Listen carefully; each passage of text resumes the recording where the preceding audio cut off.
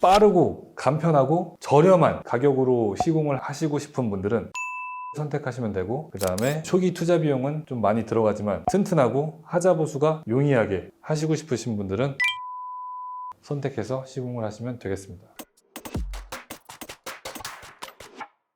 이번 영상에서는 벽돌과 파벽에 대해서 전에 영상을 한번 찍은 적이 있는데 실물을 가지고 좀 보여드리려고 나왔습니다.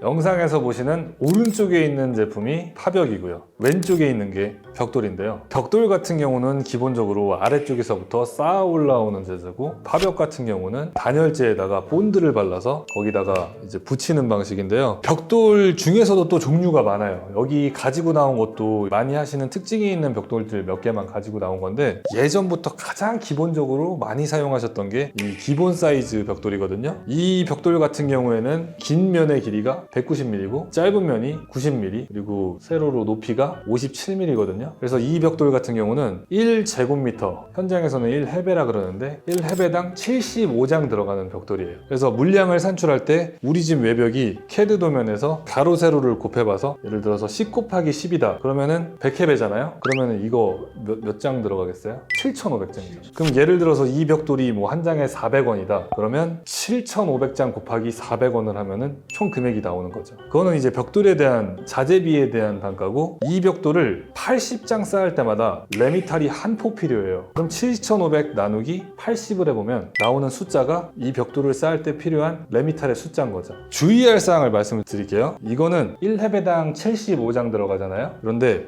이 벽돌은 1제곱미터당 54장 들어가요. 둘이 같은 거예요? 아니 뭐 같은 벽돌은 아닌데 거의 같은 방식으로 구워서 나온 벽돌인데 뭐 색깔은 좀 다르죠. 근데 이거는 1제곱미터당 75장 들어가고 이거는 1제곱미터당 54장 들어가거든요. 그래서 물량을 계산을 하실 때 각각의 벽돌이 제곱미터당 몇 장이 들어가는지를 알고 계셔야 눈탱이를 안 당하실 수가 있어요. 이 두 가지는 사실 장단점이라기보다는 그냥 크기에 따른 멋을 나타내는 경우가 많아서, 비용 같은 경우도 쌓는 비용도 예를 들어 이게 한 장당 뭐 650원 이렇게 받는다 치면은 이거는 1,000원이에요. 더 비싸게 받거든요. 그러니까 쌓는 비용도 비슷하고 장당 가격이 비싸더라도 뭐 몇 장 안 들어가니까 비용이 거의 비슷하다고 할 수가 있어요. 그래서 뭐 이거는 꼭 장단점이 있다기보다는 같은 계열이기 때문에 이제 모양이 근데 요즘에는 큰 것들을 많이 선호를 하셔서.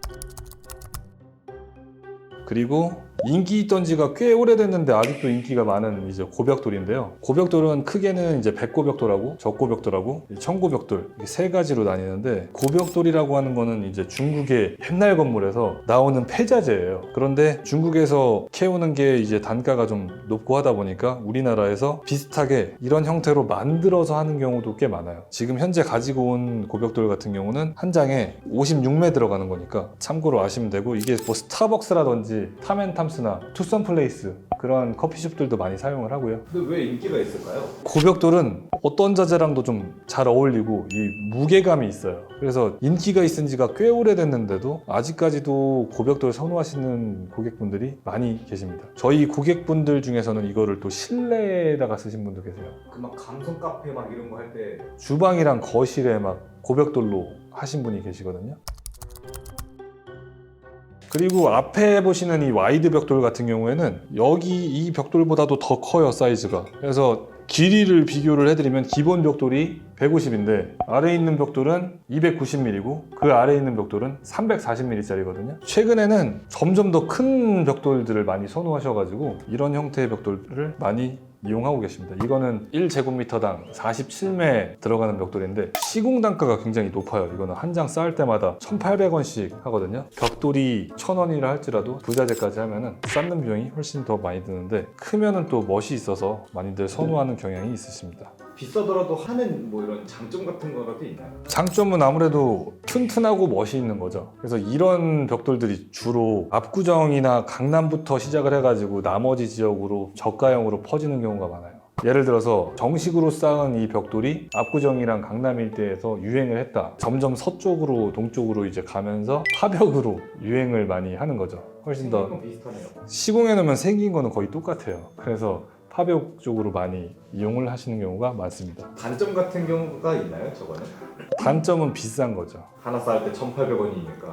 그렇죠. 1,800원인데 그거는 시공 노무비만 얘기를 한 거니까요. 그래서 이런 파벽이랑 비교해서는 시공비까지 다 합치면 3배에서 5배까지도 차이가 나기 때문에 저가로 하시는 분들은 파벽으로 많이 선호를 하시는 편입니다. 그 다음에 파벽을 살펴보면 이제 색깔별로 저희가 같은 모델로 준비를 했는데, 저는 전에도 말씀을 드렸듯이 개인적으로는 파벽을 그렇게 선호하지는 않아요. 왜냐면 이 자재 자체가 얇고 단열재에 본드로 부착하는 방식이기 때문에 아래쪽에서 쌓아 올린 벽돌보다 파벽이 좀 약한 경우도 많고, 그 다음에 비가 샜을 경우에 단열재랑 맞닿아 있어서 찾기가 엄청 어려워요. 딱 봐도 파벽은 벽돌이 있으면 이 부분을 잘라가지고 만든 거거든요. 벽돌의 일부가 파벽이란 말이에요. 이만큼 잘라가지고 이제 파벽으로 만든 거잖아요. 그러니까 파벽이 저는 튼튼하기가 힘들다고 생각을 하고, 그래서 전에 댓글도 제가 파벽보다는 벽돌을 선호한다고 말씀을 드렸더니 어떤 분이 이제 댓글로 뭐 여기 벽돌이 무너진 사례에 대해서 어떻게 생각하냐 막 이런 사례들을 찾아서 댓글을 올려주셨는데, 기본적으로 그냥 봐도 아실 수가 있듯이 그냥 벽돌이 튼튼해요. 벽돌이라고 해서 그렇다고 안 무너지는 건 아니죠. 어떻게 보면은 요즘 세상에는 조금 위험한 말일 수도 있지만, 남자랑 여자로 비유를 하면은 남자가 여자보다 싸워서 이길 확률이 좀 높잖아요. 근데 간혹 가다가 여자가 이길 수도 있겠죠. 근데 일반적으로 남자가 더 강하다는 거는 누구나 알고 있는 사실 아니에요? 그거랑 비슷한 맥락으로 이 두께감만 해도 차이가 나서 벽돌이 그냥 봐도 튼튼하기 때문에 저는 벽돌을 더 선호하는 편입니다. 그럼 파벽 외장재 하는 이유들이 있을까요? 가장 크게는 시공이 빠르고요. 시공 단가가 싸고요. 얼마나 빨라요? 빠르면? 이게 일주일 걸린다 치면 이건 이틀이면 돼요. 그러면은 건물 사는 사람들도 좀 주의 있게 봐야겠네요. 근데 외장재가 뭐 그렇게 엑시트할 때 영향을 많이 미칠 만큼 중요한 요소는 아닌 것 같아요. 보통 이 건물 매매는 인풋 대비 아웃풋 그 숫자로 수익률이 몇 프로 나오냐 이걸로 많이 따지기 때문에, 근데 본인이 살 집이라면은 저 같은 경우는 그렇게 크게 선호는 안 합니다.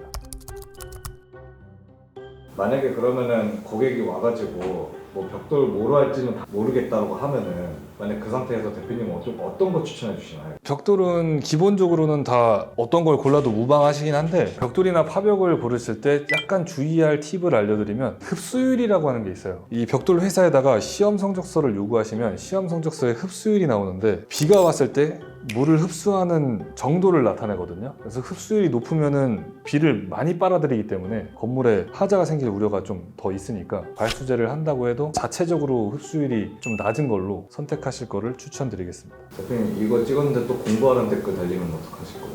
일단은 저는 기본적으로는 공격성 있는 댓글이나 반말로 하는 댓글에는 대응을 안 하니까요. 흡수율 관련해서 그냥 기본적으로 이렇게 보시면 될 것 같아요. 여기서 90mm를 뚫고 오느냐, 이렇게 붙여놨는데 15mm를 뚫고 오느냐, 그럼 당연히 이만큼 뚫고 오는 게 훨씬 힘들잖아요, 물이. 근데 얘는 이게 단열재라고 해보면 여기에 딱 붙여서 시공을 한단 말이에요. 근데 얘는 단열재가 이렇게 있으면 공간을 띄우고 시공을 해요. 그래서 파벽 같은 경우는 비가 샜다 하면 딱 붙어 있으니까 어딘지를 찾기가 힘들고, 얘는 공간이 있으니까 그나마 찾기가 수월합니다. 어떻게 보면은 초기 단가가 조금 비쌀지라도 후에 뭐 AS 생각해보면은 저게 조금 더 좋을 수 있겠네요. 조금이 아니고 많이 좋아요. 영상에도 찍었지만 원인 찾는 데만 1,000만 원인데, 제가 방수업자한테 의뢰를 해보니까 벽돌집은 원인 찾는데 기본 단가가 400만 원, 이거는 1,500, 원인 찾는 데만. 그래서 저 같은 경우는 그냥 경험을 바탕으로, 예외 사례는 있을 수가 있는데 좀 보편적으로 인식이 되는 부분들을 말씀을 드리는 거고요. 예외 사례를 찾으면은 이거 문제되는 것도 엄청 많이 찾을 수가 있어요. 일반 집들도 고벽돌을 쓰는 경우도 있나요? 예, 많이 있습니다. 지금 제가 가지고 온 이 자재들은 전부 다 많이 쓰는 자재예요. 그러면은 대표님 생각하셨을 때, 대표님도 어쨌든 건물 정말 많이 지어봤잖아요. 비율 한번 선정해 줄 수 있나요? 비율이 최근에 달라지고 있어요. 과거에는 이쪽 비율이 높았다면 점점 이 비율이 높아지고 있어요. 그래서 지금 현재도 저희 현장 중에 절반 이상이 이 두 개의 현장이거든요. 점점 갈수록 여기 고벽돌이랑 일반 벽돌보다는 이제 와이드 벽돌이랑 파벽을 많이 사용하시고 계십니다. 근데 저거는 왜 그 구멍이 하나씩 숭숭 뚫려 있어요? 이거는 기본적으로 구멍이 뚫려 있잖아요. 벽돌은 계속 위에서부터 아래로 쌓아가기 때문에 예를 들어서 이런 식으로 이제 쌓는다 치면은 여기에 기둥이 형성돼서 위아래가 튼튼한 구조가 되도록 그 레미탈이 기둥 역할을 하는 거죠. 굳으면서 기둥이 생긴다고 보시면 되겠습니다. 그래서 아까 그 레미탈 비용이 추가된 거군요, 걔는. 아니, 나머지도 레미탈은 다 들어가요. 뭐 물론 여기에 사이사이에 들어가서 더 많이 들어갈 수는 있죠. 왜냐하면 일반 시멘트 벽돌이 한 포에 100장 쌓을 수 있거든요. 근데 이거는 한 포에 80장 쌓을 수 있으니까. 그래서 오늘 말씀드린 내용을 정리를 해드리면 빠르고 간편하고 저렴한 가격으로 시공을 하시고 싶은 분들은 이 파벽을 선택하시면 되고, 그 다음에 초기 투자 비용은 좀 많이 들어가지만 튼튼하고 하자 보수가 용이하게 하시고 싶으신 분들은 이 벽돌 중에서 선택해서 시공을 하시면 되겠습니다. 여러분들이 파벽과 벽돌에 대해서 이해하시는데 도움이 되셨기를 바라면서 오늘 여기까지 하겠습니다.